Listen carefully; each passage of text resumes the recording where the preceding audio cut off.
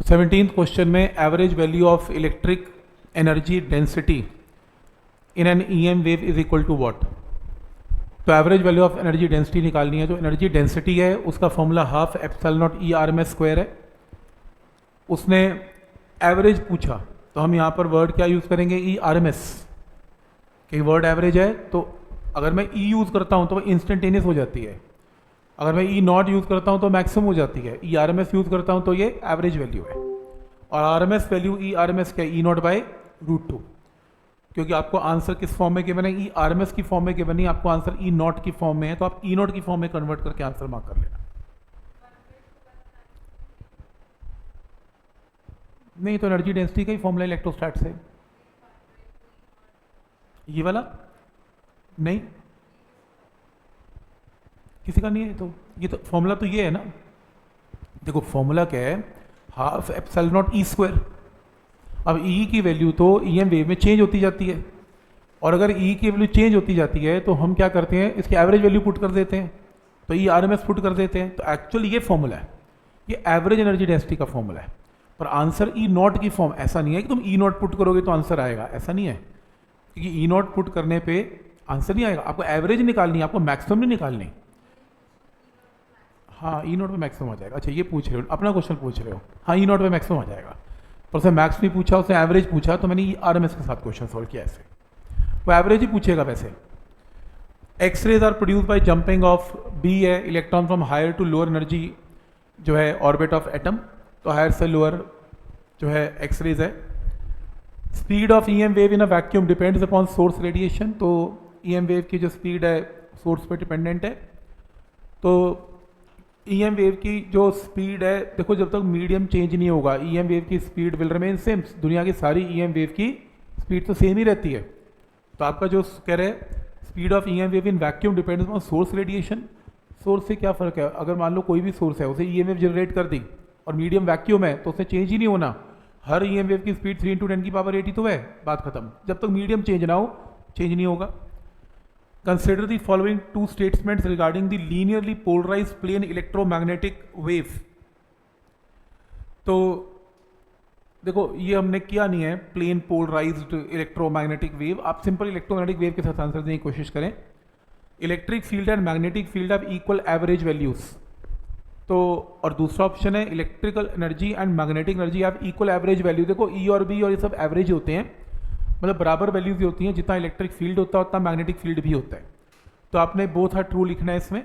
वैसे plane polarise light का example wave optics में स्टडी करेंगे पोलराइजेशन करके, उसमें डिस्कस होता है। Radar send the wave toward the distant object and receive the signal reflected by the object, these waves are, याद रखना माइक्रोवेव, ये NCERT में बहुत आता है।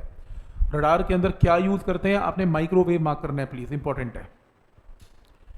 नेक्स्ट है which of the following rays is emitted by a human body. तो infrared rays गर्मी आती है, बॉडी की जो बॉडी है ह्यूमन बॉडी है वो गर्मी छोड़ती है, तो इंफ्रारेड रेज है। नेक्स्ट है which of the following relation is correct.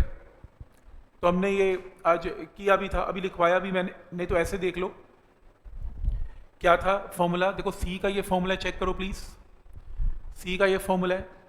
C is equal to क्या, C को क्या लिख सकते हैं, E0 divided by B0, E0 divided by B0। तो C is equal to E0 by B0। तो C is equal to E0 by B0 से आपके पास जब आप इक्वेट करेंगे, इन दोनों को इक्वेट करेंगे, क्रॉस मल्टीप्लाई करेंगे, आपके पास ये आंसर आएगा B। पॉइंट क्लियर है यहाँ तक, आपका आंसर आएगा B। नेक्स्ट है frequency 1057 megahertz of radiation arising from two close energy level in hydrogen belongs to infrared, तो याद ही करना पड़ेगा 1057 मेगाहर्ट्ज में इंफ्रारेड रेज है। If epsilon naught and mu naught represent the permittivity and permeability of vacuum and epsilon and mu represent permittivity and permeability of a medium, तो refractive index क्या होगा, refractive index आपने पढ़ा होगा C/V होता है, C0/C कर लिए एक ही बात है। C0 का मतलब स्पीड इन वैक्यूम, C का मतलब स्पीड इन मीडियम। वैक्यूम में स्पीड का फॉर्मूला क्या था, 1/√μ0 एप्सिलॉन नॉट, और मीडियम में 1/√μ इंटू एप्सिलॉन। तो यहाँ से क्रॉस मल्टीप्लाई करें, आंसर मार्क कर लें, ठीक है। ठीक, नेक्स्ट है X rays are not use for radar purpose because they are not वो पेनिट्रेट करता जाता है, रिफ्लेक्शन नहीं है ना उसमें, तो घुस जाएगा अंदर, तो पेनिट्रेशन नहीं है, तो ये ऑप्शन है, रिफ्लेक्टेड बाय टारगेट नहीं है। 27 है, charge particle with charge q enter the region of constant uniform and mutually orthogonal field, orthogonal का मतलब 90 degree E and B, with velocity v perpendicular to both e and b, change in magnitude in direction of v, then what is true. जो कह रहे हैं कि एक charge particle enter करता है, उसमें इलेक्ट्रिक और मैग्नेटिक फील्ड दोनों परपेंडिकुलर है, मैग्नेटिक इफेक्ट का क्वेश्चन है। तो अगर इलेक्ट्रिक और मैग्नेटिक फील्ड आपस में परपेंडिकुलर है और चार्ज पार्टिकल सीधा निकल जाता है, तो मैथमेटिकली क्या था, B cube is equal to E into E, तो वी क्या था, ई बाई बी, ये सेम फॉर्मूला, तो V is equal to E by B, V is equal to E by B. पर अगर आप इसको वेक्टर फॉर्म में लिखें, ये मैग्नेटिक में भी किया था, वेक्टर फॉर्म में लिखा जाता है, ये सब वेक्टर, इसमें वेक्टर मेंशन नहीं है, आपको इसमें ऐसे लिखना चाहिए ई क्रॉस बी ऐसे, तो V vector is equal to E cross B by B square, इसे नोट करें। तो जो वेक्टर फॉर्म है, वेक्टर फॉर्म में इसको ऐसे लिखा जाएगा, याद करना है फॉर्मूला, ये ऐसे ही है, E cross B by B square होता है इसका फॉर्मूला, ठीक है, स्टैंडर्ड रिजल्ट है, मतलब ई क्रॉस बी। तो जो बोल रहे थे ना वेव की प्रोपगेशन कैसे होती है, याद करो, वेव की propagation parallel to E cross B, यही रिजल्ट है वो ईएम वेव का सिखाया था ना एनसीईआरटी में भी, और वैसे भी बहुत होता है कि वेव की propagation is parallel to V cross B, E cross B, तो यहीं से आ रहा है ई क्रॉस बी। डायरेक्शन के लिए, मैग्नीट्यूड के लिए बाई बी स्क्वायर है। नेक्स्ट है, ये याद करना, देखो ये आपके सिलेबस में नहीं है पर 2 क्वेश्चंस के डले हुए हैं, तो मैं आपको मेंशन करके बता रहा हूँ। Relation between electric field E, displacement vector D and polarisation vector P, ये हमने किया, ये हमारे सिलेबस में नहीं है पोलराइजेशन वेक्टर, पर फिर भी आप अगर देखना चाहो इसका आंसर याद कर लो यार, बस मैं कुछ नहीं कर पाऊंगा, ये यूज़ कभी हुआ नहीं, आज तक पेपर में आया नहीं, जिस बुक से मैंने लिया उसमें डाला हुआ, तो मैंने भी याद कर लिया। अदरवाइज पोलराइजेशन वेक्टर, तो पोलराइजेशन नहीं की तो वेक्टर कहाँ से आएगा उसका, तो इसको आप छोड़ दें या इसको याद कर लें जैसे आपकी इच्छा है, आया नहीं है। लेकिन what is order of X-ray, radio and microwave में, तो बी ऑप्शन याद करना, देखो इसका कोई इलाज नहीं है, इसका तो एनसीईआरटी इलाज है, वो टेबल याद करना पड़ेगा इंक्रीजिंग ऑर्डर ऑफ फ्रीक्वेंसी और वेवलेंथ से, तो आपको उसकी जो एनर्जी है वो किसके प्रोपोर्शनल है, फ्रीक्वेंसी के, अगर फ्रीक्वेंसी ज़्यादा है तो एनर्जी भी ज़्यादा है, फ्रीक्वेंसी ज़्यादा है एनर्जी भी ज़्यादा है, तो वहाँ से आंसर आएगा। नेक्स्ट है, magnetic field of electromagnetic wave is given bye, तो ये बी वेक्टर गिवन है, बी वेक्टर का फॉर्मूला है, ये बी नॉट है, साइन ऑफ के x plus omega T, wave की इक्वेशन क्या होती है, ये कोफिशिएंट क्या है, बी नॉट है, ये क्या है, के एक्स है, और ये क्या है, ओमेगा टी है। क्या निकालना है, वेवलेंथ निकालनी है। एक काम करो, यहाँ से कंपेयर करो, ये बी नॉट है, साइन ऑफ के एक्स प्लस ओमेगा टी कर लेते हैं, तो के की वैल्यू कंपेयर करके आ जाएगी ये रही, ओमेगा की वैल्यू कंपेयर करके आपके पास क्या आ जाएगी, ये रही। तो आपके पास v की वैल्यू क्या आएगी, v की वैल्यू आएगी जो फॉर्मूला था, या तो 2 पाई बाय लैम्डा कर लो, क्या फॉर्मूला लिखवाया था मैंने v का, ओमेगा बाई के, वो तो है ही है, एक और भी था, नहीं एक और फॉर्मूला भी था, ओमेगा बाई के, v निकालना है, तो यहाँ से ओमेगा बाई के ऐसे कर लो, किया था वेव की इक्वेशन में किया था, या तो 2 पाई बाय लैम्डा कर लो, है ना, तो यहाँ से जो k होता है, या तो फॉर्मूला याद करो 2 पाई बाय लैम्डा, तो भी आ जाएगा, ये ज़्यादा बेटर है, वैसे ठीक कह रहे हो, क्यों करूँगा यार मैं, ठीक है, ये ज़्यादा बेटर है, k is equal to 2 pi by lambda, k तो गिवन ही है कंपेयर करके, तो यहाँ पुट करके लैम्डा निकालो, छोड़ो, सही कर रहा है वो, देखा नहीं मैंने, पॉइंट समझ में आ रहा है, उल्टा मैं एम ई वेलोसिटी निकालूंगा, फिर फ्रीक्वेंसी निकालूंगा, जरूरत क्या पड़ी, ये ज़्यादा बेटर है, ठीक है, तो k से कंपेयर करके खत्म करो ऐसे। नेक्स्ट है, ये वेव की 2 इक्वेशंस हैं, एक साइन है और दूसरी भी साइन है, कौन सी इक्वेशन ट्रू है ये आपको बताना है, ये मैंने लास्ट टाइम भी किया था, फिर से देख लो, अभी भी किया, ये देखो कैसे, ई नॉट बाय बी नॉट का मतलब क्या होता है, सी या वी, और वेलोसिटी क्या करवाई, ओमेगा डिवाइडेड बाय के, ये लो, इन्हें क्रॉस मल्टीप्लाई करो, इन्हें क्रॉस मल्टीप्लाई करोगे तो ये इक्वेशन आएगी, इन्हें क्रॉस मल्टीप्लाई करोगे तो ये इक्वेशन आएगी। पॉइंट समझ में आ रहे हैं यहाँ तक, ठीक है यहाँ तक। नेक्स्ट है, in a medium of dielectric constant K, electric field is E, तो एक मीडियम है जिसमें डाइलेक्ट्रिक कांस्टेंट के है, इलेक्ट्रिक फील्ड की वैल्यू ई है, एप्सिलॉन नॉट परमिटिविटी है, इलेक्ट्रिक डिस्प्लेसमेंट वेक्टर क्या है, नहीं करना ये, वो तो डिस्प्लेसमेंट वेक्टर का ये फॉर्मूला लिख रहा है, ये जो आज हमने किया ये वाला, तो करने की जरूरत नहीं है क्योंकि इसमें पोलराइजेशन नहीं है, इसमें वर्ड पोलराइजेशन नहीं है, तो डिस्प्लेसमेंट वेक्टर इसके इक्वल होता है, अपने वैसे याद करने याद कर लो, एप्सिलॉन नॉट की जगह अगर मीडियम कुछ और है तो के टाइम रिजल्ट मल्टीप्लाई हो जाएगा, ठीक है, कभी मैंने देखा नहीं आता हुआ, इलेक्ट्रोमैग्नेटिक वेव हैज, ये तो क्या हुआ है, सी ऑप्शन है, electric and magnetic field perpendicular to each other. Plane EM wave travelling along X direction है द वेवलेंथ ऑफ गिवन, तो एक्स डायरेक्शन में ईएम वेव ट्रेवल कर रही है, आपको लैम्डा गिवन है। Variation in electric field occurs in Y direction, तो जो आपका जो इलेक्ट्रिक फील्ड है वेव प्रोपोगेट कर रही है एक्स में, और इलेक्ट्रिक फील्ड कहाँ पर है, वाई डायरेक्शन में, जिसका एम्पलीट्यूड गिवन है E not. The equation for electric and magnetic field as a function of X and T, तो आपको क्या निकालना है, इलेक्ट्रिक और मैग्नेटिक फील्ड का ये इक्वेशन बतानी है क्या है। रूल नंबर 1, वेव की इक्वेशन एक्स में है और इलेक्ट्रिक फील्ड कहाँ पर है, वाई में है। इलेक्ट्रिक फील्ड किस में होगा, बी जेड में होगा या किस में होगा, जेड में ही होगा, माइनस जेड लिखा नहीं ना इसमें, तो जेड में ही होगा।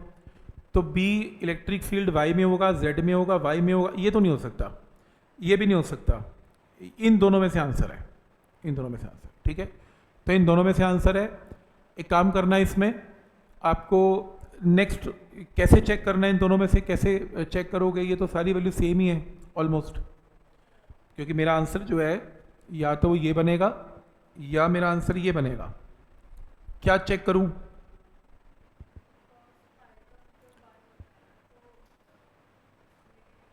नहीं वो वैल्यू भी चेक करूं ना, वेवलेंथ इसमें गिवन है और एम्पलीट्यूड 66 है, इलेक्ट्रिक फील्ड का 66 है, ये रहा, ये रहा, ये रहा 66 है, E is equal to E not से 66 है, तो ये तो 66 नहीं है, तो आंसर तो एक ही बना ना, फिर ई नोट चेक कर लेना ना, तो ई नोट 66 है, आपका आंसर आ गया।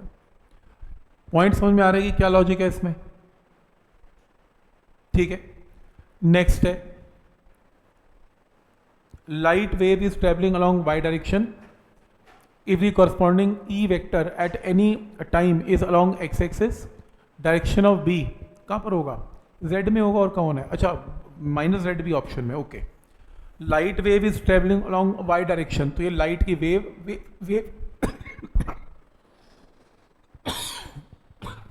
प्रोपगेशन है।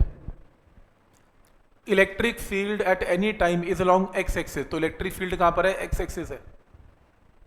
तो जो वेव की प्रोपगेशन होती है वो ई क्रॉस बी होती है। अगर वेव की प्रोपगेशन कहां पर है, वाई एक्सिस है, तो ये लो, ये क्या है, जे कैप है।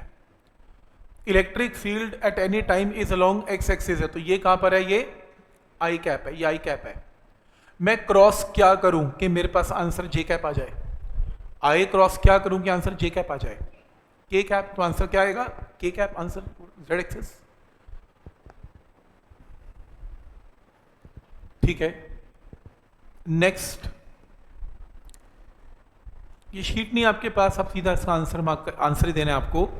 यहां से शुरू करते हैं, ये आए हुए क्वेश्चन हैं सारे, ये लो क्वेश्चन नंबर 1, ये लो पेन उठाओ सीधा, कुछ नहीं, ये क्या क्वेश्चन, ये लो।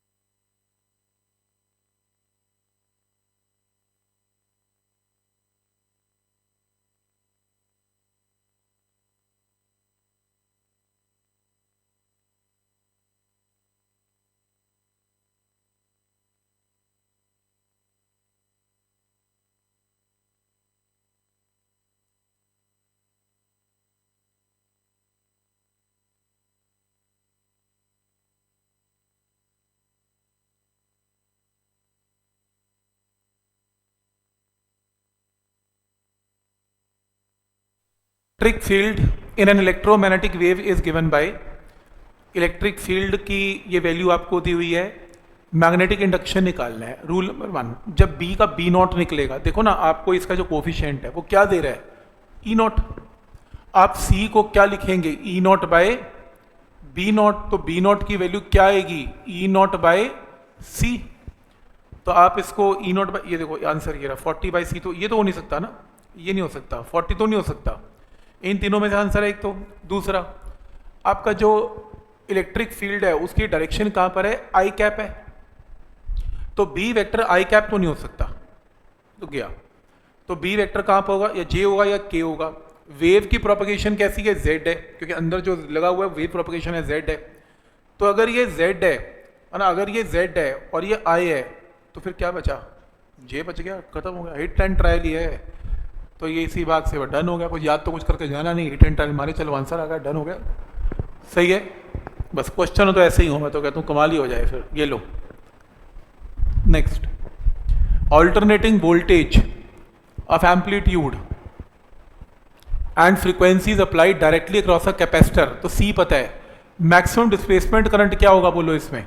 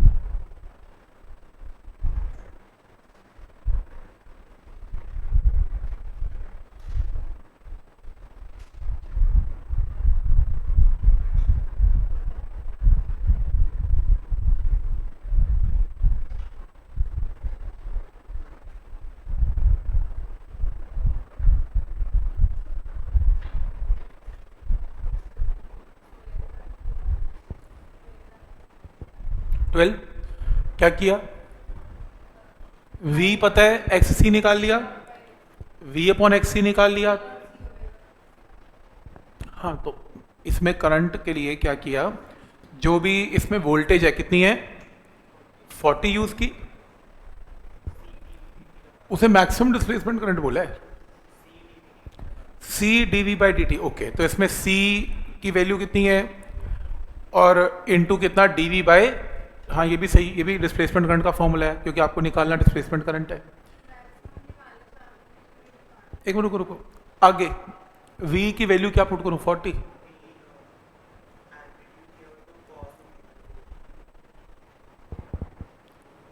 एम्पलीट्यूड तो पहली मैक्सिमम वैल्यू है। मैं कह रहा हूं डिस्प्लेसमेंट करंट का फॉर्मूला यूज करने की जरूरत नहीं है, मैं कह रहा हूं कि जो कंडक्शन करंट है वही डिस्प्लेसमेंट करंट है, क्योंकि कंडक्शन और डिस्प्लेसमेंट करंट तो बराबर है। तो तुम इसके अंदर क्या करो, दो तरीके हैं, जैसे इसके अंदर इसने क्या किया, वी नॉट यूज किया, जैसे वो बोल रहा है वी नॉट यूज किया। अब पहले आपको ना प्रॉब्लम ये है कि आपको फंक्शन इमेजिन करना पड़ेगा इसमें, ये वही बोल रहा है, ये फंक्शन इमेजिन कर रहा है, कैसे, V not sine omega T, V not sine omega T से इमेजिन कर लिया और यहाँ पर ओमेगा की वैल्यू को फ्रीक्वेंसी में कन्वर्ट करके इसे फंक्शन निकाल लिया वी का, वी के फंक्शन में यहाँ पर इसको डिफ्रेंशिएट किया, तो आंसर क्या आया, कॉस में आया, कॉस में आया। और फिर मैक्सिमम वैल्यू निकालने के लिए कॉस फंक्शन को क्या पुट कर दिया, 1 पुट कर दिया, 1 पुट करके जो वैल्यू आएगी वो आपका क्या होगा, मैक्सिमम करंट होगा।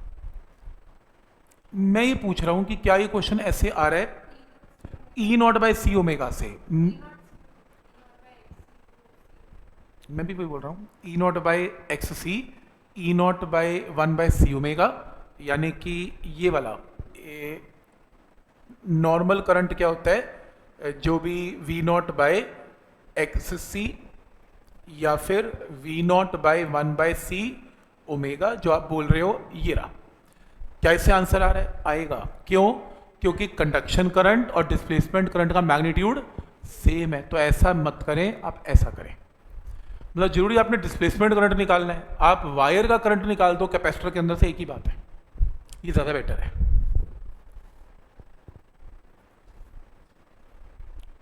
ठीक है यहाँ तक? हालांकि सामान बहुत देर रखा है, इसने तो बहुत लंबा कर दिया, पहले साइन एज्यूम कर लिया, फिर डिफरेंशिएट, जरूरत ही नहीं है, सीधा कंडक्शन करंट निकालो, डन है। Next next, electromagnetic wave travel in a medium with the speed of given the relative permeability of a medium. Relative permeability का सिंबल क्या होता है? Mu R. क्या निकालना है? रिलेटिव परमिटिविटी, क्या? Epsilon R. निकालो। हमने एक फॉर्मूला, मैंने आपको एक फॉर्मूला लिखवाया था अभी, ये फॉर्मूला स्टैंडर्ड, इसको याद कर सकते हो। वैसे फॉर्मूला कहाँ से बना बता देता हूँ। जो V होता है वो क्या होता है, जो C का फॉर्मूला था वो क्या था, ये रहा। C का जो फॉर्मूला है वो था 1/√μ0 एप्सिलॉन नॉट, और मीडियम के अंदर V का फॉर्मूला क्या है, μm एप्सिलॉन m। तुम इन्हें डिवाइड कर लो V/C, है ना, इस पूरी इक्वेशन को इससे डिवाइड कर लो। डिवाइड करके जहाँ जहाँ एप्सिलॉन m/एप्सिलॉन नॉट आएगा वहाँ एप्सिलॉन r पुट कर लो, तो आपके पास ना सॉल्व करके ये रिजल्ट आएगा। ये बड़ा स्टैंडर्ड रिजल्ट है, सीधा याद करो इसे, यहाँ से सीधा याद कर सकते हो इसमें। वैसे मैंने बता दिया आपको, C का फॉर्मूला लिखो, V का फॉर्मूला लिखो, और इन दोनों को डिवाइड कर दो। डिवाइड करके आपके पास ये टर्म आएगी, डायरेक्ट बेटर है ये फॉर्मूला याद कर लो। आपको V पता है, आपको C पता है, आपको वेलोसिटी ऑफ EM वेव पता है, आपको स्पीड ऑफ EM वेव्स 3 × 10⁸ पता है, आपको म्यू ऑफ R पता है, आपको एप्सिलॉन R निकालना है, क्रॉस मल्टीप्लाई करके आंसर। फॉर्मूला नोट कर लो बस, बाकी सब कैलकुलेशन तो हो जाएंगी। समझ में आ रहा है कि क्या यूज करना है इसमें? ठीक, इंपॉर्टेंट फॉर्मूला है, नोट करें इसे। नेक्स्ट, E इक्वेशन दे रहा है, इंटेंसिटी क्या होगी ये क्वेश्चन है।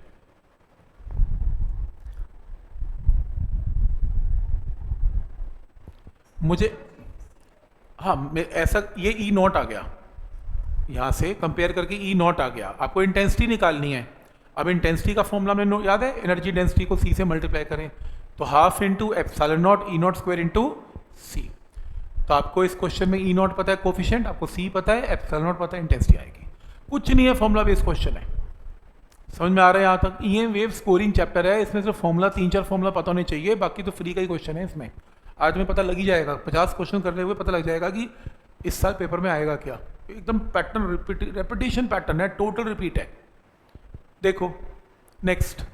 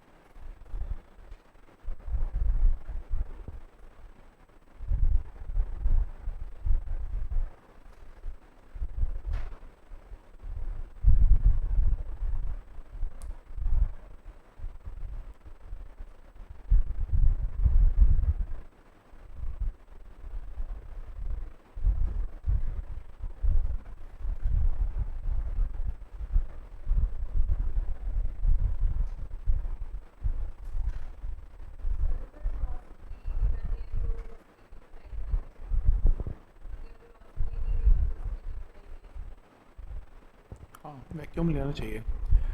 तो average force exerted on a non reflecting surface, मैंने सिखाया था पहले ना, मोमेंटम निकलेगा, है ना, फोर्स इज dv/dt होता है ना, momentum by time. Momentum energy से निकलेगा, एनर्जी से मोमेंटम रिलेटेड है, और एनर्जी इंटेंसिटी से निकलेगी। तो इंटेंसिटी गिवन तो है बोरी, 360 वाट पर सेंटीमीटर स्क्वायर को मीटर स्क्वायर में कन्वर्ट करोगे, वाट्स पर मीटर स्क्वायर क्या होती है इंटेंसिटी। तो इंटेंसिटी पता है और टाइम भी आपको पता है, तो एरिया ऑफ द सरफेस निकालना है। तो सबसे पहला हम इसमें क्या करेंगे, ये देखो, तो ये फॉर्मूला लिख लिया। प्रेशर, याद करो हमने प्रेशर का फॉर्मूला किया था इंटेंसिटी बाय सी, याद है, radiant pressure, intensity by C. Pressure क्या है? फोर्स अपॉन एरिया, क्योंकि एरिया निकालना है, is equal to intensity by C. ये भी सही है, शॉर्टकट ही हो गया तो सीधा। एरिया को यहाँ ले जाओ, या एरिया आपको निकालना है, आपको क्वेश्चन में क्या चाहिए? फोर्स, फोर्स गिवन है, बस ठीक है, फोर्स गिवन है, आपको इंटेंसिटी गिवन है, आपको सी पता है, सॉल्व करके आंसर आ गया। पर आपको वो जो इंटेंसिटी है उसको सेंटीमीटर स्क्वायर से मीटर स्क्वायर में कन्वर्ट करना पड़ेगा। ठीक है यहाँ तक? तो आज ये फॉर्मूला नोट भी करवाया था शायद रेडियंट प्रेशर का। मैं तो ऐसा सोच रहा था, नहीं शॉर्टकट मैंने अभी देखा, मैंने ऐसे सोचा था कि पहले मैं इंटेंसिटी गिवन है, इंटेंसिटी से मैं पहले एनर्जी निकाल लूँ, क्योंकि मेरे को टाइम भी पता है ना, एरिया निकालना है मुझे, तो एनर्जी आ गई, एनर्जी को सी से डिवाइड करके मोमेंटम आ गया, मोमेंटम को टाइम करके फोर्स आ गया। पर जब देखा कि ये डेरिवेशन तो यहीं से बनी हुई है, शॉर्टकट ही मार दिया इसने। तो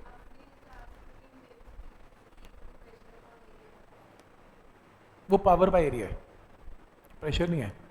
ये देखो ना, इंटेंसिटी पावर बाय एरिया है, देखो पावर, वॉट्स पर सेंटीमीटर स्क्वायर, पावर से हो। वो तो फिर फॉर्मूला यही बना हुआ है, तो ठीक ही है, वो तो वहीं से बना रहे हो तुम भी। पर ये सही है वैसे, इंटेंसिटी और फोर्स का सीधा फॉर्मूला याद कर लो, बात ही खत्म करो, क्यों इतना टेंशन पड़ना। ये लो,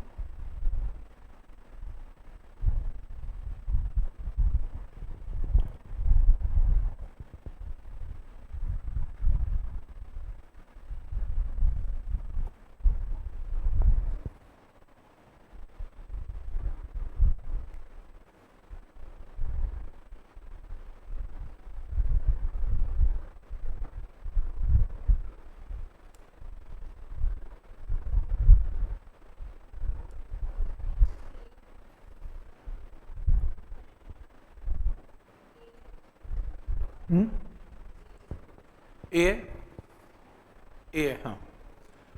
देखो ईएम वेव कैसे जा रही है? एक्स डायरेक्शन में जा रही है, ठीक है, बढ़िया है, एक्स में जाए। क्या करना है इसमें आपको अब? नहीं, मैं ये देख रहा था ऑप्शन में हर जगह एक्स है ना, तो एक्स में जा रही है, सही है। मैं सोचा एक आध शेयर उड़ जाता, नहीं उड़ा। लैम्डा गिवन है तो के आ जाएगा, के क्या होता है? 2 पाई बाय लैम्डा। इसको एम को मीटर में कन्वर्ट करके के आ जाएगा 2 पाई बाय लैम्डा। और इक्वेशन में क्या होता है? के एक्स, के x.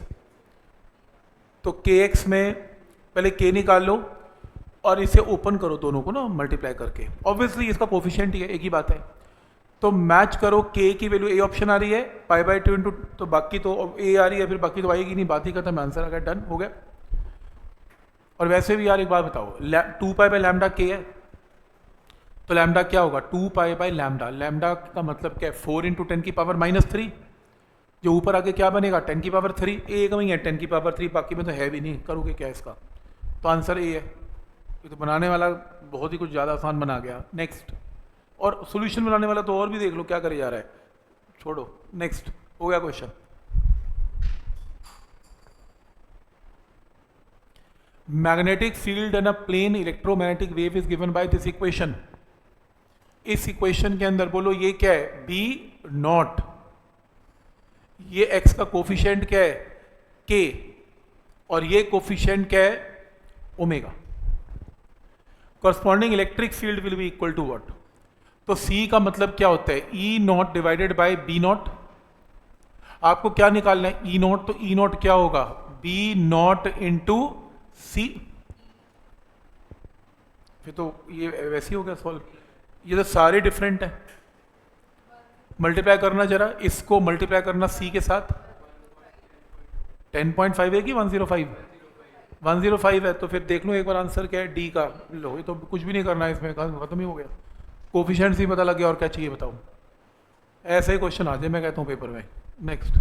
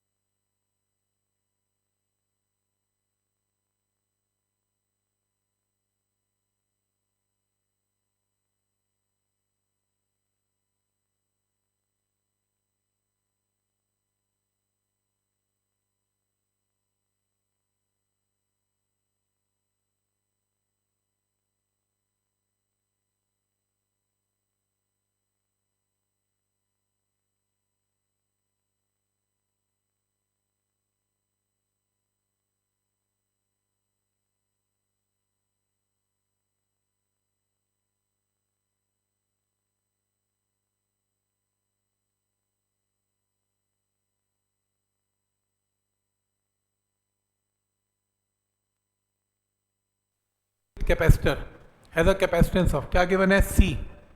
It is connected to 230 volt AC supply with an angular frequency of omega भी given है. RMS value of conduction current in the circuit and displacement current in the capacitor are given by. पता नहीं इसमें क्या किया आपने, इसमें conduction और डिस्प्लेसमेंट करंट सेम होगा या डिफरेंट होगा? ई आर एम एस हो गया, ठीक है. तो आई आर एम एस कैसे निकाला? E R M S by X C करके आ गया. कितना आंसर आया? V बाई एक्स सी करके कितना आया? 13.8. और हमने क्या सीखा था? कंडक्शन और डिस्प्लेसमेंट करंट का मैग्नीट्यूड सेम है. फर्स्ट क्वेश्चन की कॉपी है ये, सेम ही कर देना. Next, if the frequency of EM wave is 60 megahertz and it travels in air along z direction, तो z direction में move कर रहा है, corresponding electric and magnetic field vector will be mutually perpendicular to each other and wavelength क्या है? देखो wavelength की value निकालनी है और फ्रीक्वेंसी आपको गिवन है, तो क्या आंसर है इसका? फ्रीक्वेंसी निकाल लेना, c is equal to nu lambda, nu is equal to C by lambda, और यहाँ से निकाल लेना वेवलेंथ की वैल्यू आ जाएगी. तो आसान क्वेश्चन ही है, कोई बड़ी बात नहीं है. नेक्स्ट, प्लेन ईएम वेव आपको इसमें गिवन है, इंटेंसिटी निकालनी है. देखो यहाँ से क्या आएगा? ई नॉट आ गया, ई नॉट आ गया, तो इंटेंसिटी का फॉर्मूला करवाया था 1/2 epsilon not E not square into C. तो जो भी इसमें ई नॉट है उसको उठा के पुट कर देना. ई नहीं, ई नॉट है, यहाँ पे गलती है, ये ई नॉट है, तो यहाँ से ई नॉट की वैल्यू पुट कर देना, आंसर आएगा. फॉर्मूला बेस्ड क्वेश्चन है. An object is placed in a medium of refractive index 3, mu given है. EM wave of intensity watts per meter square, आई पता है, नॉर्मली 90 डिग्री पे गिर रही है and it is absorbed completely. Radiant pressure क्या है? अभी किया हमने रेडियंट प्रेशर का फॉर्मूला, इंटेंसिटी बाय सी, तो किया था हमने इंटेंसिटी बाय सी. और ये म्यू बीच में कैसे आ गया यार? ये क्या है, म्यू कैसे आया? ये तो नहीं किया हमने.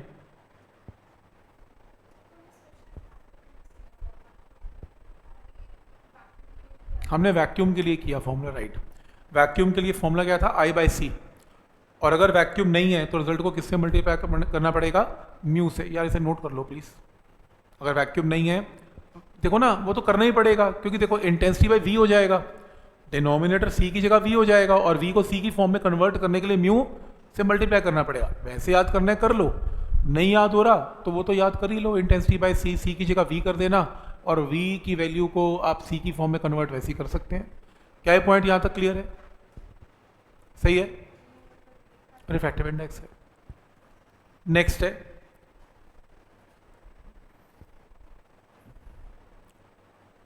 ये तो मुझे आता है, ये मुझे आता है, ये मैं आंसर दूंगा. कहां पे है? ये रहा, बाकी आप दोगे. यार ये तो गॉस लॉ तो फटाफट कर दूं. E dot D S Q by epsilon not. ये देखें जरा, सी का आंसर 1 का है, सी का 1 है, सी का 1 है, 2 तोड़ गए. अच्छा और क्या आता है बताओ? ए भी मुझे आता है, एम्पियर मैक्सवेल लॉ, तो ए का मतलब 4. लो जी, डन हो गया. ऐसा पेपर आ जाए मजा ही आ जाए. बात तो देखना ही नहीं आगे, हो गया डन. Next question. नेक्स्ट नहीं आते तो सारी हैं, पर जब बहुत अच्छे से आता है वो पहले देख लिया.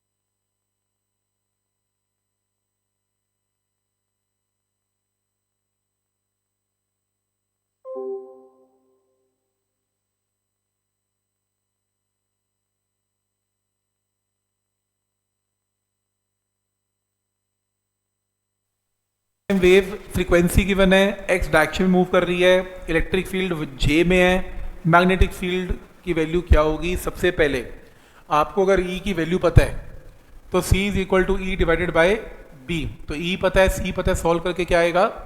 बी आ जाएगा। मैग्नीट्यूड तो आ गया। अब जो वेव की प्रोपगेशन है वो पैरेलल टू क्या है? E cross B. वेव की प्रोपगेशन कहाँ पर है? एक्स में, है ना। तो इलेक्ट्रिक फील्ड कहाँ पर है? जे में। तो क्या करूं कि यहां पर बी वेक्टर आ जाए? जी क्रॉस के। ठीक है, तो आंसर क्या है इसका? सी आ गया। क्वेश्चन है, अब देखो ना, आपको ई नॉट पता है, E not by B not क्या होता है? सी। तो बी नॉट क्या है? ई नॉट बाय सी। तो यहां पर ई नॉट बाय सी तो पक्का आएगा, ये तो नहीं हो सकते, या तो ये होगा या ये होगा। अब इसके अंदर वेव जो इलेक्ट्रिक फील्ड है वो कैसे है? इलेक्ट्रिक फील्ड आई कैप में है और वेव प्रोपगेशन कैसे है? जेड कैप में है। सेम रूल लगा लेना फिर एक बार कि जो वेव प्रोपगेशन है, जो वेव प्रोपगेशन है वो पैरेलल टू क्या होता है? E cross B. Electric field कैसे है? आई कैप में है। वेव की प्रोपगेशन कैसे है? जेड में है, के कैप है। तो बोलो यहां पे क्या करें? क्या आंसर के कैप आ जाए? जे की माइनस जे? पर माइनस का ऑप्शन ही नहीं है, सीधा ही बोलो क्या करना है, जे ही लिखा देंगे। क्या आंसर बोलो, किसके साथ जाओगे?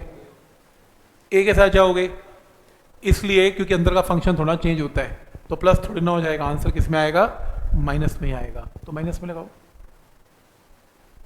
Next, total energy transferred given है, मैग्नीट्यूड ऑफ टोटल मोमेंटम क्या होगा? आज हमने किया, ये कंप्लीट एब्जॉर्प्शन है, तो ये फॉर्मूला किया था ना, P is equal to E by C. Momentum क्या होता है? E by C. Answer paper में एनसीईआरटी में आता भी है। क्या कोई ईएम वेव मोमेंटम कैरी करती है? करती है। एनर्जी कैरी करती है? करती है। मोमेंटम कैसे कैरी करती है? फॉर्मूला लिख देना, P is equal to E by C. जब एनर्जी कैरी करेगी, मोमेंटम भी अपना कैरी करेगी। नेक्स्ट,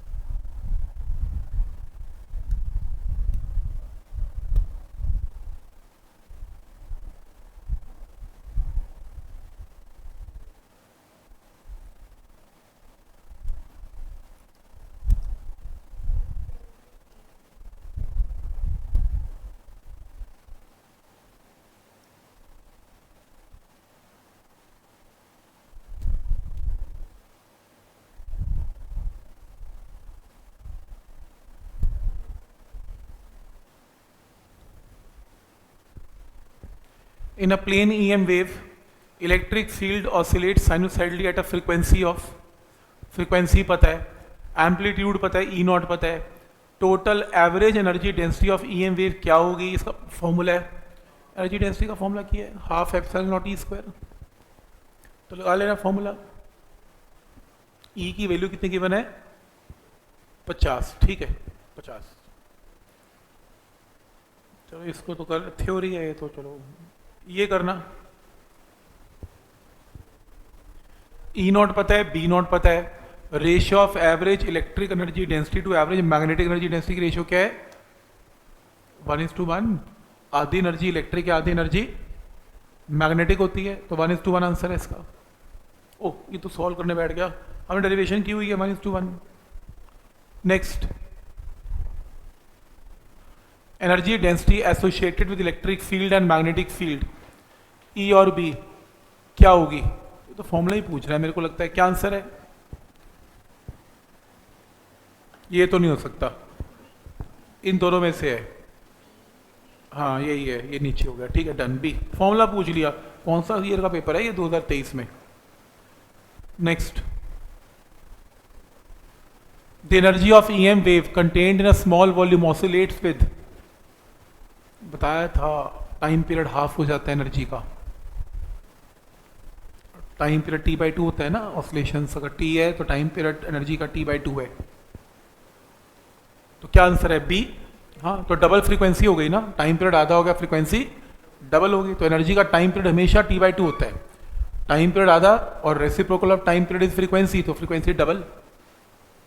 नेक्स्ट, कितना आसान क्वेश्चन है। Amplitude of magnetic field B not पता है, ई नॉट निकालना है, तो formula C is equal to E not by B not, निकाल लेना आंसर, आसान क्वेश्चन है। नेक्स्ट,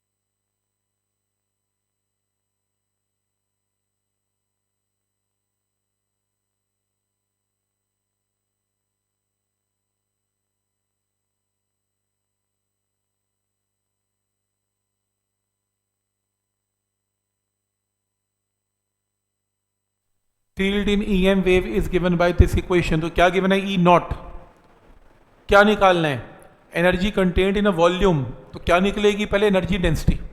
एनर्जी डेंसिटी क्या होती है, एनर्जी पर second per unit area, sorry per unit volume, तो हम क्या करेंगे वॉल्यूम से मल्टीप्लाई। तो चेक करो पहले, ई नॉट की वैल्यू आपको पता है, तो ई नॉट आ गया तो एनर्जी डेंसिटी आ गई। एनर्जी डेंसिटी का मतलब क्या होता है, एनर्जी पर यूनिट वॉल्यूम, इसको वॉल्यूम से मल्टीप्लाई करके तो क्या आ गई, एनर्जी की वैल्यू आ गई। तो पहले ई नॉट आएगा, ई नॉट से एनर्जी की इंटेंसिटी आएगी, इंटेंसिटी को वॉल्यूम से मल्टीप्लाई करके आंसर आएगा। नेक्स्ट,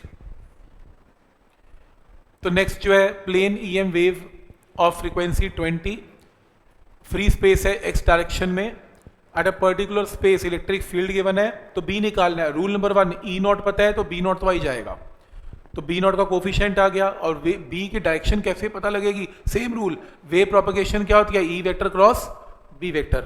आपको ई वेक्टर की डायरेक्शन पता है, जे कैप है, वेव की प्रोपगेशन आपको पता है, आई कैप है, क्या निकालना है, बी वेक्टर की डायरेक्शन बतानी है। ठीक, सी आंसर इसका, ये आंसर, ये तो फॉर्मूला ही देखा है, ये रहा बी ऑप्शन लग रहा है मेरे को तो, अच्छा नॉट वैलिड है, sorry. Which of the following equation is valid, हाँ ठीक है, फॉर टाइम वेरिंग कंडीशन, ठीक है ना, तो ये आंसर होना चाहिए, बी है, देखो बी है, तो फॉर्मूला ये मैक्सवेल का। टाइम वेरिंग इसलिए क्योंकि मैग्नेटिक फ्लक्स टाइम के साथ क्या हो रहा है, चेंज, तो फाई की वैल्यू टाइम के साथ चेंज हो रही है। Source of time varying magnetic field में भी, डी लग रहा है पक्का, डी तो पक्का ही है। देखो एक्सेलरेटिंग या रिटार्डिंग चार्ज एक चेंजिंग इलेक्ट्रिक फील्ड जनरेट करता है जो further changing magnetic field generate करता है, तो डी ऑप्शन है। बाकी तो करते ही नहीं, एंटीना क्या करेगा, तो इलेक्ट्रिक फील्ड भी क्या करेगा इसमें, B electric field changing linearly with time. Linearly का मतलब always increasing, it should be sinusoidal, increasing and decreasing. तो आंसर क्या है इसका, वैसे ए ही है, ए ही है। नेक्स्ट है EM wave at an instant and at a particular position, electric field is along negative z axis, magnetic field is along positive x axis, direction of propagation of EM wave is equal to, ये तो आसान है। Wave propagation क्या होती है, E cross B, तो E vector पता है, B वेक्टर की डायरेक्शन पता है, क्रॉस प्रोडक्ट देख लेना कौन सा कैप देगा। क्या आंसर आ रहा है, C आ रहा है। वेव प्रोपगेशन चेक करो, wave propagation is equal to E cross B, negative x axis y axis आ रहा है क्या, जो वेव प्रोपगेशन होती है वो कैसी होती है, ई क्रॉस बी होती है। तो आपको वेव प्रोपगेशन निकालनी है, इलेक्ट्रिक फील्ड कहाँ पर है, के कैप है, मैग्नेटिक फील्ड कहाँ पर है, आई कैप है, तो क्या आएगा, माइनस जे कैप, नेगेटिव, ओके। अब क्या आएगा, के क्रॉस आई क्या होता है, जे, अच्छा माइनस लगा है तो माइनस जे, ठीक है, ठीक है, सही है। Next, ratio of average electric energy density and total average energy density of EM wave is 1/2, सी 1/2, क्योंकि आधी इलेक्ट्रिक आधी मैग्नेटिक।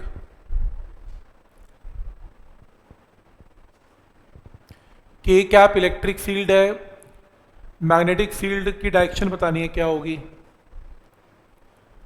नहीं इलेक्ट्रिक फील्ड ई कैप है, के कैप है, प्रोपगेशन है।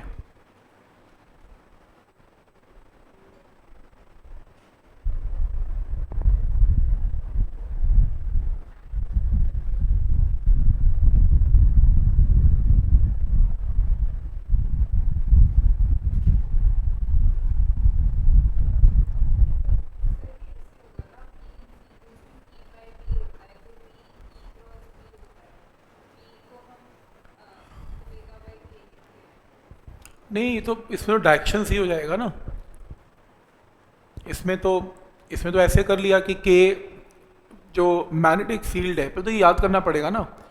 देखो हमने क्या याद किया हुआ है, हमने तो ये किया हुआ है कि जो वेव प्रोपगेशन है, wave propagation is parallel to E cross B, हमने ये किया हुआ है। उसने B वेक्टर पूछ लिया वेव और E की फॉर्म में, है ना, तो होंगे तो परपेंडिकुलर ही। तो कह रहे हैं कि जो मैग्नेटिक फील्ड वेक्टर होता है वो ये होता है, wave propagation cross E vector, note. तो जो मैग्नेटिक फील्ड है दैट इज पैरेलल टू के कैप, का मतलब यहां पर क्या है, वेव की propagation, wave propagation cross E vector, rule number 1। अब वो उसको मॉडिफाई कर रहा है, कैसे मॉडिफाई कर रहा है, वो कह रहा है B का मैग्नीट्यूड क्या होगा, E/C। मेरे को B वेक्टर की वैल्यू निकालनी है, देखो क्या होगी, E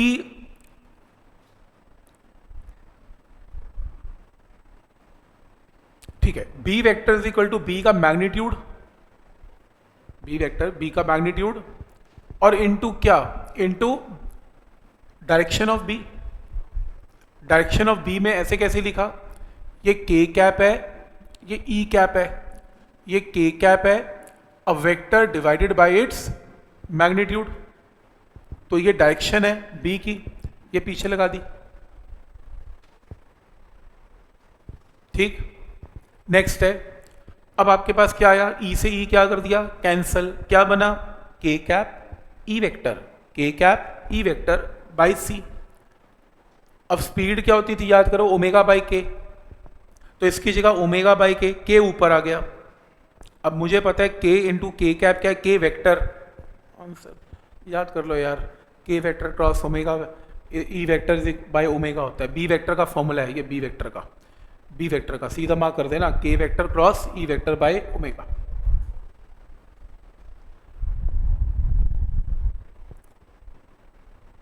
घुमा सकता है, ठीक है, एक इंपॉर्टेंट क्वेश्चन है मेरे हिसाब से। वहाँ बैठ के थोड़ा सोचोगे यार, वो तो एक जैसे लगेंगे, सारे परपेंडिकुलर है।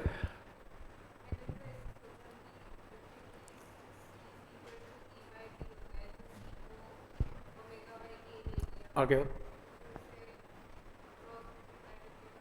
पर तुम्हें कैसे पता ऑर्डर क्या होगा, के क्रॉस ई की ई क्रॉस के?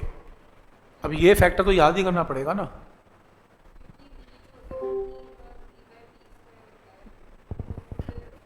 ये तो मैग्नीट्यूड है ना, ये तो डायरेक्शन कैसे पता लगेगी? ये ऑर्डर ये रहेगा पी वेक्टर का।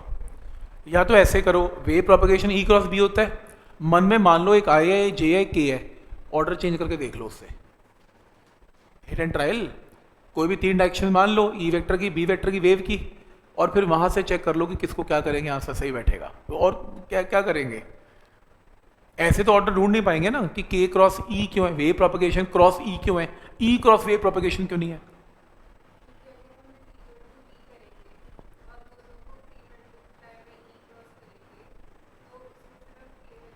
अच्छा हाँ, वो ठीक है, वेक्टर के रूल से करके देख लिया, वो ठीक है, वेरीफाई कर लिया वहां से, ठीक है। तो ये भी ठीक है, ऐसे याद कर लोगे, वेव प्रोपगेशन क्रॉस ई, ये भी सही है। इलेक्ट्रिक फील्ड कंपोनेंट ई और बी गिवन है, ये तो किया हुआ है हमने। हाँ, सी ऑप्शन शायद ऐसा कुछ किया हुआ है, सेम रिपीट है, बहुत बार आया हुआ है question.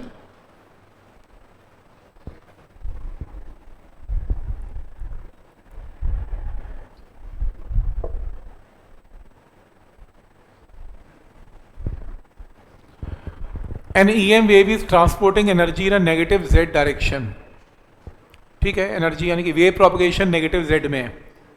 Eight a certain point and certain time direction of electric field of the wave is along positive Y direction. तो इलेक्ट्रिक फील्ड की डायरेक्शन दे रहे हैं, मैग्नेटिक फील्ड की डायरेक्शन पूछ रहे हैं, ये तो हो जाएगा वही वेव प्रोपगेशन ई क्रॉस बी है, मार्क कर लेना आई कैप जे कैप करके।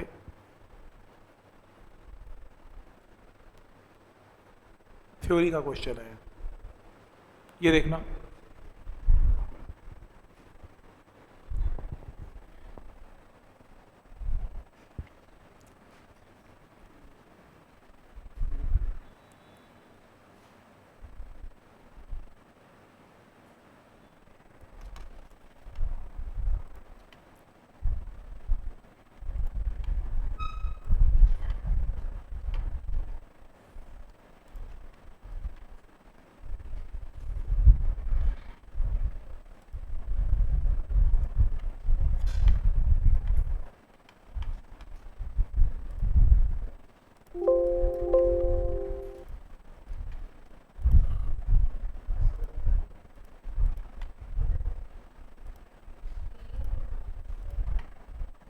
हाँ जी,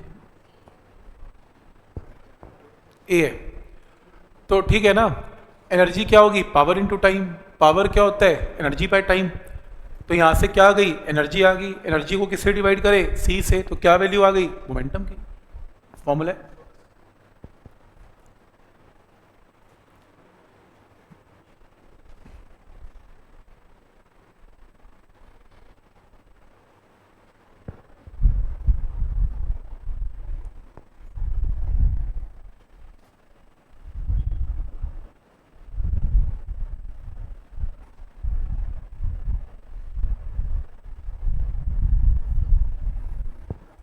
सी, C point source power given है, लेकिन याद रखना ये पूरी पावर बाहर आएगी नहीं, इसका सिर्फ 5% बाहर आएगा, तो इफेक्टिव पावर 5% है, यानी कि 5 वॉट ही है। At a distance of 5 metre from the source, point source से 5 मीटर दूर अगर लाइट जाएगी या कोई भी ईएमएफ जाएगी तो स्फेरिकल फॉर्म में जाएगी। तो एरिया क्या होगा, 4πr²। पावर आ गई, एरिया आ गया, क्या निकालना है, क्या निकालना है, the intensity produce by electric field component is equal to what. तो इस केस में क्या होगा, पहले इंटेंसिटी निकालो। इंटेंसिटी क्या होती है, इंटेंसिटी है पावर बाय एरिया। पावर हमें पता है 5% लेनी है, 5। एरिया क्या है, 4πr²। इंटेंसिटी आ गई, तो इंटेंसिटी आ गई, क्या निकालना, क्या इसमें इंटेंसिटी, आंसर आ गया, बस आंसर ही आ गया, हाफ हो जाएगा। पूछा क्या उसने,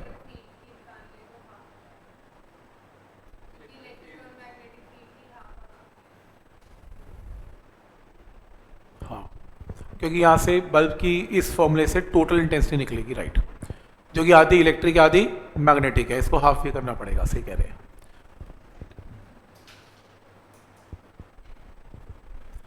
ये तो आसान है, ठीक है, ई नॉट पता है, C is equal to E naught by B naught आ गया आंसर, सही है। ये भी आसान है, बी नॉट पता है, C is equal to E naught by B naught से इलेक्ट्रिक फील्ड का ई नॉट आ गया आंसर। और डायरेक्शन के लिए याद रखना, डायरेक्शन कैसे देखते हैं, बी वेक्टर की डायरेक्शन बोलो कहाँ है, बी वेक्टर की जे कैप, वेव प्रोपगेशन कैसे है, एक्स एक्सिस, और फिर वेव प्रोपगेशन पता है तो इलेक्ट्रिक फील्ड निकाल लेना। बी वेक्टर पता है, एम्पलीट्यूड ऑफ इलेक्ट्रिक फील्ड क्या है, वो बी नॉट है, तो C is equal to E naught by B naught. आधे क्वेश्चन तो एक ही फॉर्मूले में चल रहे हैं, C is equal to E naught by B not.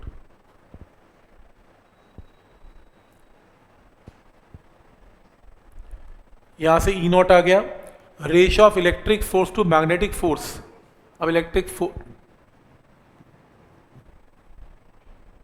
सी है इसका आंसर, नहीं आ रहा, तो ratio of electric and magnetic force और स्पीड पता है क्या होगी। देखो इलेक्ट्रिक फोर्स क्या होता है, क्यू ई, मैग्नेटिक क्या होती है, बी क्यू ई। तो अपने को अब ई नॉट तो पता है, अपने को बी नॉट निकालना पड़ेगा। फिर यहाँ से आंसर आएगा, तो पहले ई से बी नॉट निकाल लो, फिर क्यू ई नॉट को बी क्यू बी नॉट से डिवाइड करके आपका आंसर निकाल लेना। ऐसे मैग्नेटिक की प्रॉब्लम हो गई है।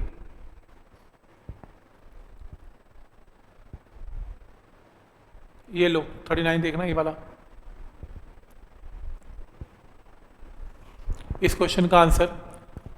तो एक जो लाइट है देखो ना, वो सी से ट्रेवल कर रही है, मीडियम चेंज हो गया तो स्पीड उसकी v1 हो गई, मीडियम फिर चेंज हो गया तो स्पीड इसकी v2 हो गई। क्या निकालना है, तो आफ्टर पासिंग थ्रू मीडियम 1 है ना, the speed of light v2 in medium 2, medium 2 में स्पीड क्या होगी, ये क्वेश्चन है। कैसे निकलेगा ये, कैसे किया formula, v is equal to C upon under root of mu R into epsilon, आज करवाया था, जो सीधा फॉर्मूला लगा देना, सही है, ये करने की जरूरत नहीं है, आज किया था हमने। जो स्पीड होती है वो c divided by under root of mu not into epsilon R, mu R into epsilon R, सीधा लगा देना, सही है। देखो ये फॉर्मूला बेस्ड क्वेश्चन है, मैं आपको 2 मिनट, ये बिल्कुल सेम रिपीट है क्वेश्चन, बस इसी लेवल पे आपकी ये जो क्वेश्चन इसी लेवल पे चल रहे हैं, कुछ नई चीज़ नहीं है। बुकलेट के अंदर जरा इस पे आओ, जरा 1 मिनट, जो बुकलेट है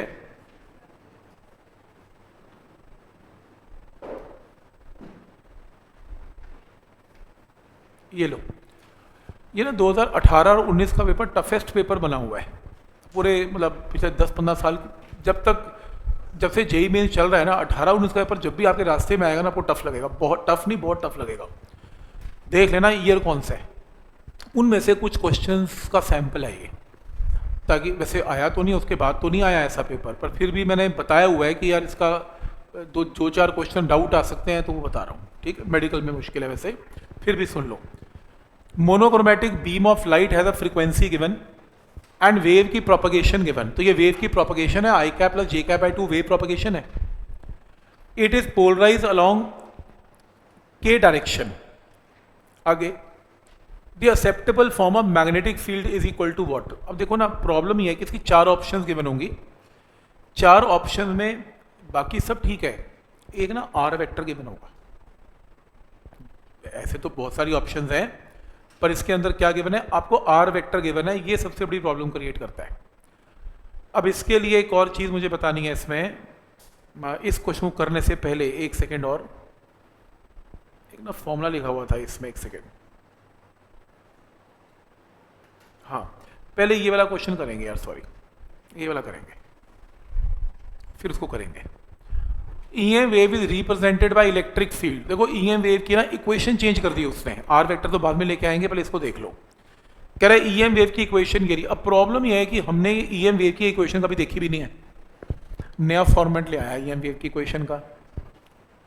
अब वो कह रहे हैं direction of propagation of S cap is equal to what. ये अब एस कैप क्या है, ये क्वेश्चन आया हुआ है। अब देखो ना, अगर ये आप तैयारी करके गए और ये क्वेश्चन तुम्हें दिख जाए, मतलब एक बार तो बंदा कहेगा ठीक है यार गए, इससे तो नहीं पढ़ता मैं, है ना, क्योंकि ये वेव की ये पहली बार ही आया था बुक्स में, एनसीईआरटी में भी नहीं है ये। आप ये समझो, अगर आपकी ये वेव की इक्वेशन आपको दी हुई है, जो वेव की इक्वेशन ईएम वेव की इक्वेशन हमने जो याद की, उसके अलावा एक और इक्वेशन इसका सेकंड फॉर्म है, ये फॉर्म है is equal to E not sine of omega T minus K vector dot R vector. ये रिमेंबर याद करनी है, हाईलाइट कर लेना ऐसे बुकलेट में। अब के वेक्टर, अब अगर मैं इसे कंपेयर करूं, कंपेयर करके के डॉट आर क्या आएगा 6y माइनस 8z। कंपेयर कर लिया, कंपेयर करके क्या आ गया, ये वैल्यू आ गई इसमें, ठीक है यहां तक। तो मेरे को क्या बताना है, एस कैप की डायरेक्शन बतानी है, बताता हूं एस कैप क्या है, ये क्लियर हो गया। पहले के वेक्टर डॉट आर वेक्टर की जो वैल्यू आई वो क्या आई, ये आई, रादर नेगेटिव साइन के साथ आई। यहां पर मुझे माइनस भी लगाना चाहिए, यहां पर साइन माइनस लगा लो प्लीज, माइनस भी है ना, एक प्लस एक माइनस है। के वेक्टर को लिखा के एक्स के वाई के जेड, और आर वेक्टर को लिखा एक्स पोजीशन वेक्टर है एक्स वाई एंड जेड, और 6y माइनस 8, इसका डॉट प्रोडक्ट लिया। डॉट प्रोडक्ट लेके y को y के साथ, z को z के साथ जब कंपेयर किया तो के एक्स के वाई और के जेड आ गया। तो यहाँ से के वेक्टर आ गया, के वेक्टर क्या आ गया, के एक्स के वाई के जेड को पुट किया, के वेक्टर आ गया। अब मुझे क्या निकालना है, मुझे डायरेक्शन ऑफ वेव प्रोपगेशन बतानी है। याद रखना वेव प्रोपगेशन हमने एनसीईआरटी में भी किया था, उसकी रिप्रेजेंटेशन होती है के कैप, ये वही के वेक्टर चल रहा है, ये वेव की प्रोपगेशन का वेक्टर है, ये वेव प्रोपगेशन है। हमें क्या निकालना है, के कैप। के कैप क्या होता है, के वेक्टर बाई के, और के कैप ही एस कैप होता है। कई बुक्स वेव प्रोपगेशन को के कैप से रिप्रेजेंट करती हैं और कई बुक्स एस कैप से करती हैं। तो के कैप क्या होगा, के वेक्टर डिवाइडेड बाय के, आंसर, ये आंसर मार्क कर लेना जो भी आएगा। अब ये एक नई बात है जो थोड़ा सा ना उन सारे क्वेश्चन से हट के बात हो गई है, अगर ना कर रखा हो तो ये क्वेश्चन नहीं हो सकता, ठीक है। जैसे ये भी सेम 2 बार आया, फिर आ गया था next year. Electric field of EM wave या ईएम वेव का इलेक्ट्रिक फील्ड देखो ना, इसकी रिप्रेजेंटेशन देखो, के एक्स माइनस 8t होता तो मजा आ जाता, टी नहीं है, सेट है। अब क्या निकालना है, बी वेक्टर निकालना है।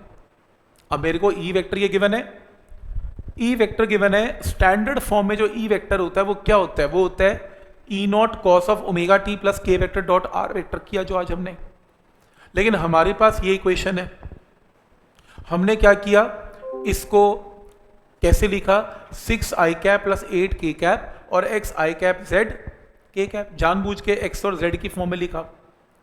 रीजन, क्योंकि जब मैंने इसको इसके इस फॉर्म में लिखा और इसे कंपेयर किया, ओमेगा टी तो है ही नहीं इसमें, टाइम फंक्शन ही नहीं है, तो ये तो है ही नहीं, तो ये क्या बन गया, के वेक्टर, ये क्या बन गया, आर वेक्टर। तो यहां से फटाफट के वेक्टर निकाल लिया। ये देखो,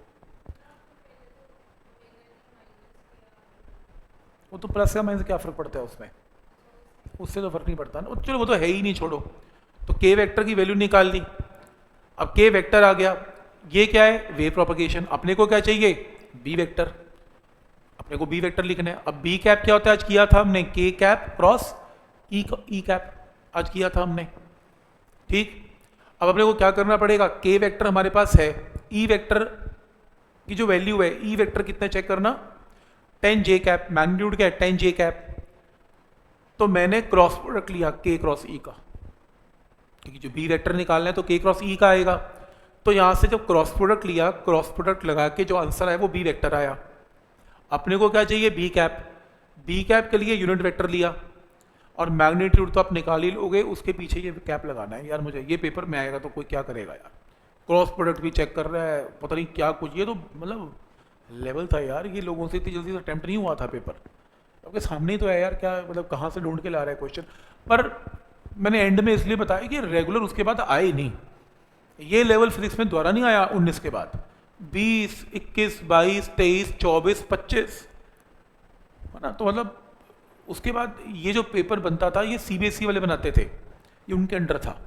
और जब वो आखिरी बार पेपर आया तो इस लेवल का बना के दिया उन्होंने कि लो अब कर लो पेपर, ठीक है। उसके बाद आया एनटीए के हाथ, कंप्यूटर हो गया था उस टाइम, तो उन्होंने पेपर के लेवल्स में चेंज लेके आए और अब पेपर ऐसा बन रहा है जैसे आप रूटीन में देख रहे हैं। तो सीबीएसई के पेपर मुश्किल होते थे, 25 क्वेश्चन आते थे और सब्जेक्टिव वो पेपर था बुकलेट वाला, कंप्यूटर तो था नहीं, एंड नीट की तरह जाते थे पेपर दे के आ जाते थे, फील ही कुछ और था वैसे बहुत बढ़िया था वैसे, पेपर वाला पेन पेपर ज़्यादा बढ़िया है। चलो कोई बात नहीं। जैसे ये देखो ये क्वेश्चन है, मैग्नेटिक फील्ड ये पूरे का पूरा है, कह रहा है E vector correct option mark करो, ये लो ये रही ई वेक्टर, और ये क्या है मैग्नेटिक फील्ड है।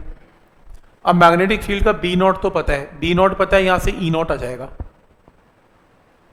ई नॉट की वैल्यू कितनी आ गई 4.8 इंटू 10 की पावर 2, 4.8 इंटू 10 की पावर 2, लो सारे ही हैं, करने की जरूरत ही नहीं पड़ी।